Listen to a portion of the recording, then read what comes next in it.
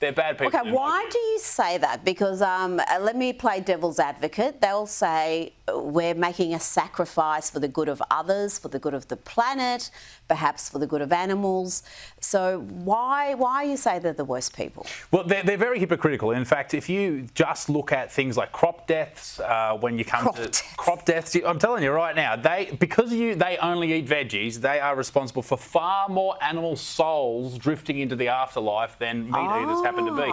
Now, you can say that, hey, a lot of those crop deaths are related to the feed for animals that we may eat, but in reality, I don't really have too much of a worry about mice and things like that when they happen to. So I think these guys are they're vitamin B12 has a lot to do with the brain and how the brain develops and how the brain operates. And these guys just happen to be lacking in all of those fields, and it's quite sad. You know, you can get B12 supplements. You can just get the injections over the counter at the chemist. I do that. So I'm not giving health advice here, but perhaps that would help. It sounds like you are. It sounds like you're arguing with me, and I don't appreciate that, Rita. I think we need to go harder at the vegans, and I think we should... How can you spot them? You say you see them around, but they're not advertising their veganism, are they? Can you tell? Usually they look at me with utter disdain and hatred and vitriol. Why? Because you're a white male. No, because masculine. Of the 4,000 videos I've made about them on the internet. I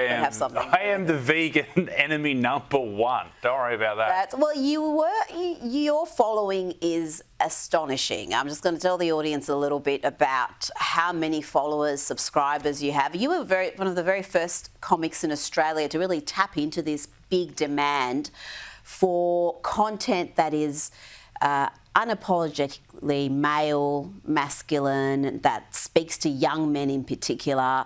And your following shows that. You've got more than 2.2 million subscribers on YouTube alone. And to give the audience a comparison, that's more than Channel 9 has. It's more than Channel 10, Channel 7.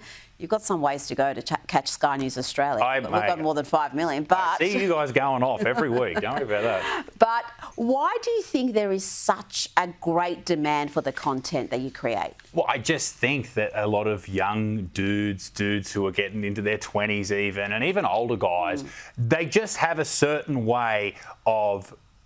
Their humour is a little bit different to what perhaps a lot of people in the wider community are fed. And particularly with the mainstream way that's distributed, whether it be TV or right now the Melbourne Comedy Festival. I see a lot of comedians around that I've seen live, and I don't particularly enjoy their humour. And that's not to say they're not great and wonderful for some people, but for me, and I enjoy really hard-hitting, horrible humour, if you will, that's just not going to crack it. And I think that's where people like me come in. Yeah, absolutely. You get onto the content that the other comics, I think, want to do, but they're just too afraid of being cancelled, copping some sort of a backlash. And I'm just going to play you a little clip, just get political for a second, because Labor's also keen to tap into that social media market that youngsters consume. They're putting out all these videos leading up to the election. One of the most prolific is the Housing Minister, Claire O'Neill. Let's look at this video about avocado toast and housing. Despite what the Conservative media says, this is not the reason that you can't afford a house in Australia. This is the reason. For more than a generation, Australian governments have sat back and done very little about a housing crisis that was building and building. Well, that all changed when the Albanese government was elected in 2022. We're trying to build 1.2 million homes. First of all, I don't know why I was included in that little graphic she popped up, because I've never said anything about avocados and housing. So, Claire, get your stuff together. But I'm critical of these ads. I think they're cringe, lame, they don't do anything. But you're actually in that demographic that she's trying to reach. Is that effective? Is Labor doing social media well? Well, there's a lot of young people that may never own a home, and that's a real shame for them. It's quite before stand-up and before the internet came along and I became a big deal and a celebrity and an amazing human being, the prospect of me owning a home was very slim, and I was lucky enough to get to that point where I was able to do that, several in fact.